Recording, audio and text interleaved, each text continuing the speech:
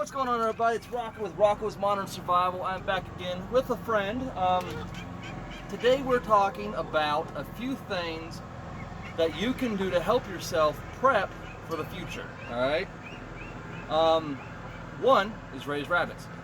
But I kind of wanted to go over a few things with you guys about what the world is coming to, what you can do, and stuff like that. Okay? So these are just some stuff that I do that I'm working on and I'm trying to get better at and stuff like that, okay? So I'm gonna go over the list with you here, so maybe something will work for you as well, okay? All right, so we're gonna go over a little list I made up today. So when you start to think about prepping, it can be a little overwhelming at times, okay? But you gotta focus on one thing at a time, all right? Like, that's the way I do. I focus on one thing at a time. I started with rabbits, okay, because I knew that their multiplying rate was really good. I knew that they yielded a lot of meat. I knew that it took very little to raise them, so it was really beneficial to start with rabbits for me. It might be different for you. You might want to start with chickens, quail, goats. It does. Worms, mealworms, roaches, fish, whatever you want to do. All right, is whatever you want to start with. All right, but what I did is I started with rabbits. And a little fact about the rabbits. Okay, we're gonna go over that real quick. Let's see. It takes 12 weeks from birth to butcher size. Okay. Also, the mating of a rabbit takes 5 to 6 months before they're ready to start breeding, okay? And they breed up to 4 years. So you got a while with a rabbit. 4 female rabbits can actually produce more meat than one single cow in 1 year. So if you've got 4 good female breeders or 4 good female rabbits, they can produce enough meat more than a cow a year. That's pretty freaking awesome right there. My girls average about 5 to 6 rabbits a litter. I breed them every 5 weeks. After they've bred, it takes 30 days. And then after the 30 days, they have their babies. I wait 5 weeks. You're supposed to only wait 4 weeks, but I wait at least 5. It gives them a good break, all right? And you can see how calm this one is. She's just hanging out my arms here. I handle them constantly because we do sell these as well. Not much, not often, because people really don't like buying New Zealand rabbits. And because people who buy New Zealand's, they know what they're buying. They're buying meat rabbits. So a lot of people don't buy these. And who are buying these are doing the same thing you're doing. They're getting, they're prepping for food shortages and stuff like that. And with food shortages, the way they're going right now is you need to be on guard. And we have a new duck. She's actually intermixed with the chickens now. I think she's doing okay. So, with the way the food shortages are going, you need to be prepared for stuff. All right. There's a lot of stuff here you can stockpile on. I'm gonna put her away. There's a lot of stuff here you can stockpile, and one is food. You really gotta stockpile your food. It is super important that you do that. You want to stockpile, fruits, vegetables, dried soup, dried potatoes, soup in a can, stuff for your animals. You want to have plenty of that ready to roll at all times. You really need to have. Sorry, my chickens are being weird. You need to have tons of medical supplies ready to roll: cotton swabs, cotton balls, bandages, alcohol, stuff like that, medications, all that. You gotta have that ready to roll at all times.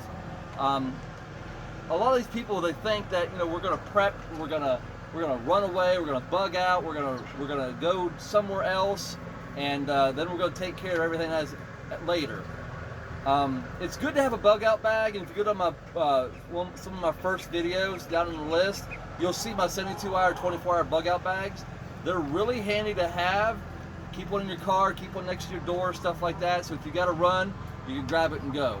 It tells you and shows you exactly what you need in one of those if you're going to bug out. But I suggest you don't bug out, because if you've already sat there and prepped your home for the doomsday, then, you know, stay home. That's what I'm doing. So what we started with were rabbits. Then I moved to chickens. Then I'm going to move to quail. I'm working on quail right now. The reason I say quail should be the third option is mainly because quail are so hard to hatch. At least for me, they are. I have been working on trying to hatch quail for almost a year now, and a lot of people don't talk about the humidity levels that you gotta have. Like, they'll say, okay, for the first 15 days you gotta have it at 50%. Well, I keep it at 50%, and then after that they don't tell you where to go. Well, then I found the Slightly Redneck. He actually, on one of his videos, you pecked me, we're gonna have issues. He actually explained in one of his videos, you got to keep the temperature at about 70 some degrees on after day 15. From day 15 to day 18 to day 21, keep it about 70 some. So then you'll have a better chance of hatch rate. Well, we only had 2 form out of the last batch we had, and they didn't hatch. So quail were really hard and really finicky to hatch. And if you're going to raise your animals like I do, it's really good to raise them symbiotically. I keep the rabbits above the chickens, and the rabbits will drop their droppings. The chickens will scrape through it. The bugs will lay their eggs in there. The chickens will go through and eat those bugs. And I've just got a ton. I hear you. I got a ton of a compost. So anytime I need compost, I come in here from my garden and I take it out to my garden, and I've just got a ton of compost. I actually used nothing but compost and cardboard and shredded newspapers for my garden this year, and my garden is doing amazing. I don't have to worry about watering my garden because the cardboard and the shredded newspapers soak up all that water, and they just hold it for a while. So if I'm going through a dry spell, I don't got to worry about it. Let's see. Oh, okay. So we're gonna go through some of the other things that you can raise on your homestead if you're wanting to prep for stuff for the future. Okay. And we did talk about chickens, rabbits, quail. I also want to talk to you about goats. Goats over cows is a much better idea for me. May not be for you, but for me it's a much better idea because where I live. And I'm sorry about the noise, the neighbors mowing. I can't, nothing I can do about that. The cat just walked into the chicken coop. So I'm talking about meat goats and dairy goats. If you can get a couple dairy goats and a few meat goats, and then you let them just kind of do their thing, Kiko Spanish boars, stuff like that, they're a really good breed for all that. That is where I would be at. Goats take a lot less space to grow out on, and they'll keep your weeds down a lot better for you. So it keeps your back pasture cut down.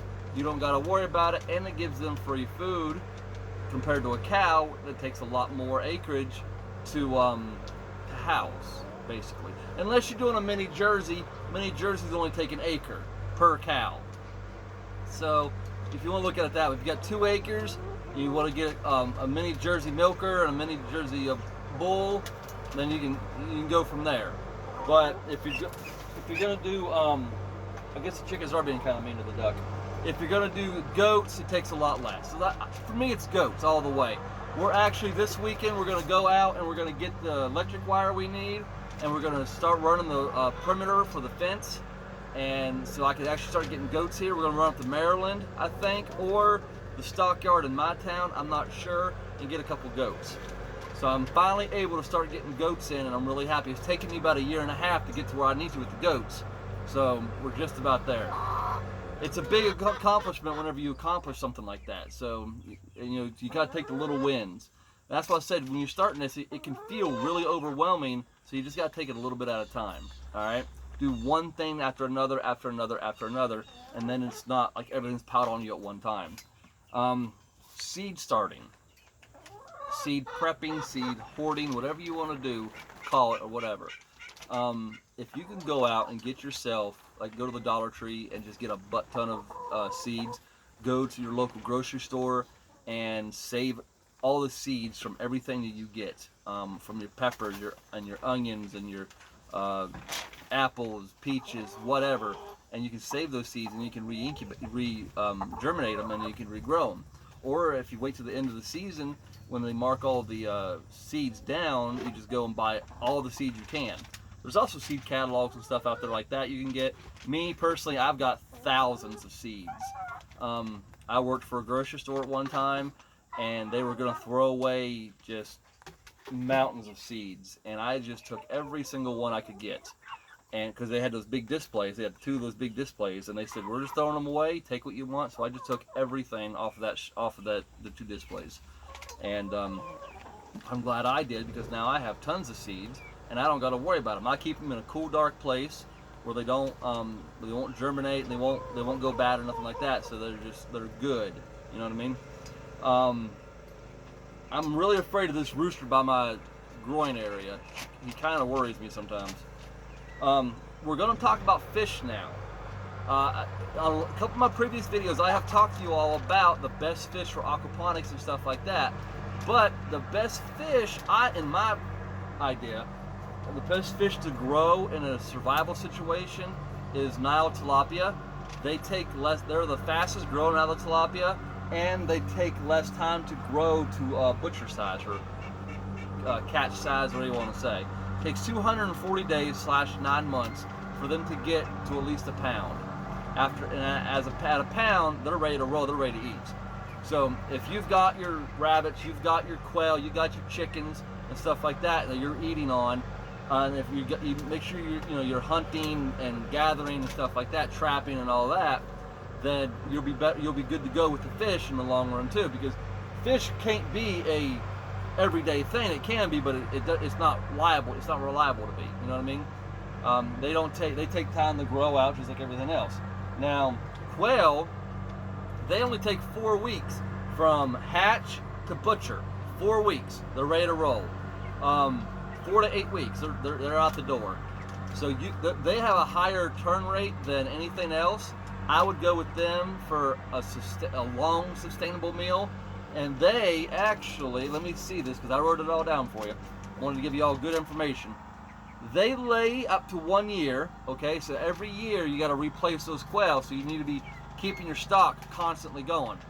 And so what I plan on doing is keeping, like, say 12 egg layers at all times, and then after my egg layers, I'm going to start raising the meat birds out of them. So whatever I don't have for egg layers will go into the meat bird section, and then those girls will get butchered, canned, and stuff like that. And that's another thing I want to talk to you about, is canning. If you are doing any kind of prepping, any kind of survival stuff, anything, if you're not canning your own food, your own vegetables, your own meat, whatever, you need to start doing it. All right. If you've noticed, get off my shoes, the shelves, they're getting bare. We're constantly struggling around where I live in West Virginia, to have stuff that we need. And I know that's the same way in a lot of other places too. I'm sorry about the duck. It's just hard to find food sometimes. Now you can actually make your own baby formula and stuff like that. There are ways to do that. Goat's milk's also a good source of nutrition if you need milk for an infant. But there's also ways to do that stuff. I'm not an expert on it. I just know there's ways to do it. So don't take anything I'm saying on that to heart, but do your own research, okay? So, and that's the biggest thing, is don't take what one person says as the truth. Go out and do your own research for everything, because I might have missed something. All right, and I don't want to give you faulty information. The stuff I'm talking about is just the stuff I know about. All right, it's the stuff I'm already doing.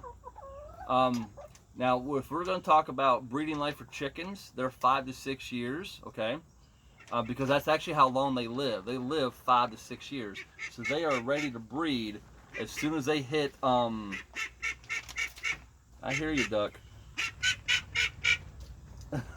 As soon as they hit about a year old, they're ready to start breeding, and they will breed from 1 to 6 years, because that's how long they live. As soon as you introduce a fertile male to them, they will keep breeding until the day they die. So that's the best part about them.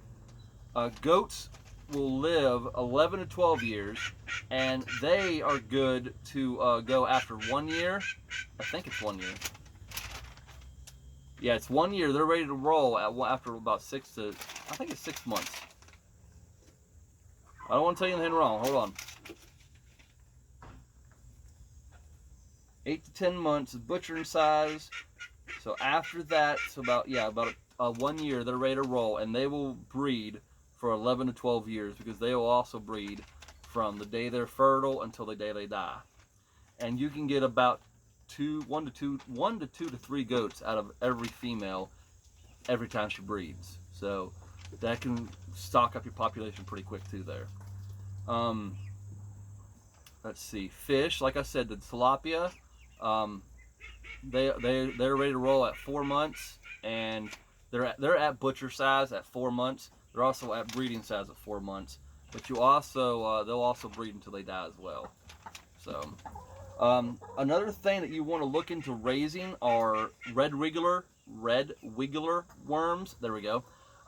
They are a better source than night crawlers because they produce a lot faster and a lot more than night crawlers do.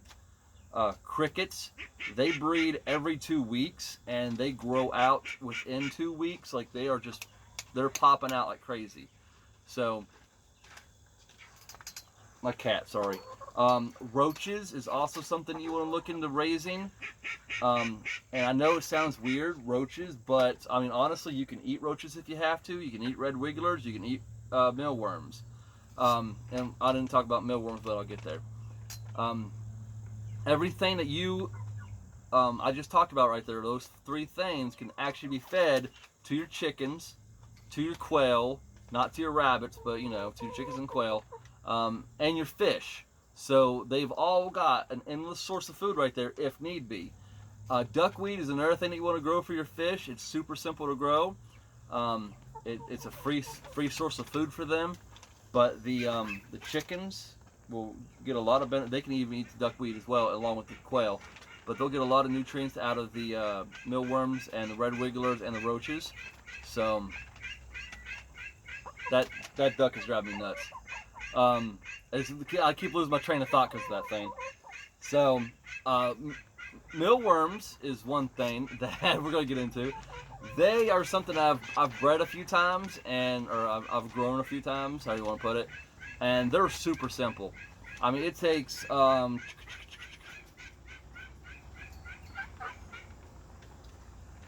I wrote it down here.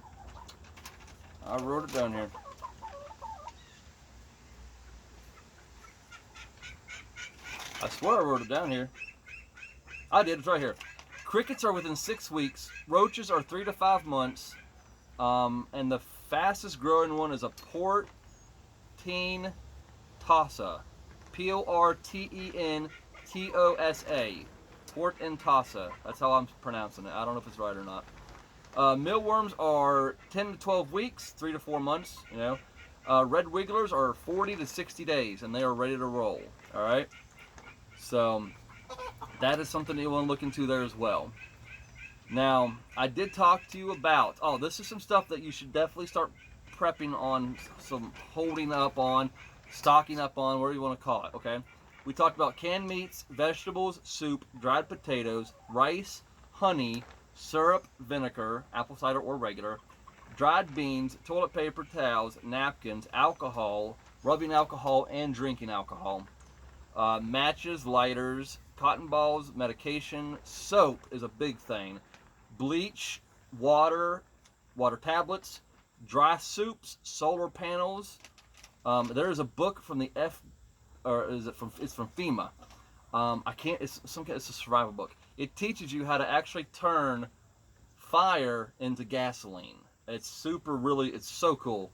I'm actually getting ready to order that book here myself shortly. Coffee, sugar, flour, pickles, salt, pepper, um, lots of ramen and spaghetti. All right.